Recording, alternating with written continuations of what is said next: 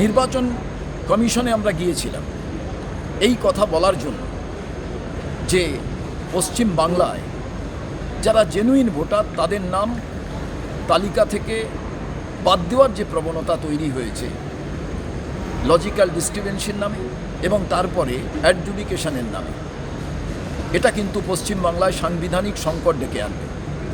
তার কারণ আপনারা জানেন যে গণতন্ত্রের প্রধান উৎসবের নাম হলো নির্বাচন প্রক্রিয়া। সেই নির্বাচন প্রক্রিয়ায় যদি কেউ অংশগ্রহণ করতে না পারেন জেনুইন ভোটার হিসাবে, তাহলে এই গণতন্ত্র কবরে চলে যাওয়ার মতো অবস্থা, শ্মশানে চলে যাওয়ার মতো অবস্থা। সেই জায়গায় আমরা মনে করেছিলাম নির্বাচন কমিশনের কাছে বিষয়টি তুলে ধরা দরকার এই সাংবিধানিক সংকট থেকে মুক্তি পাওয়ার জন্য।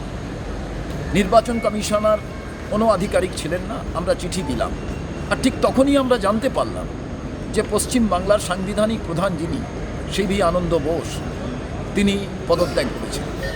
অবাক হয়ে গেলাম, এসআইআরকে নিয়ে যে আতঙ্ক, যে মানুষের মধ্যে একটা ভয়ের বাতাবরণ, সেই সময় সাংবিধানিক প্রধান তিনি তার পদ থেকে পদত্যাগ করলেন কেন?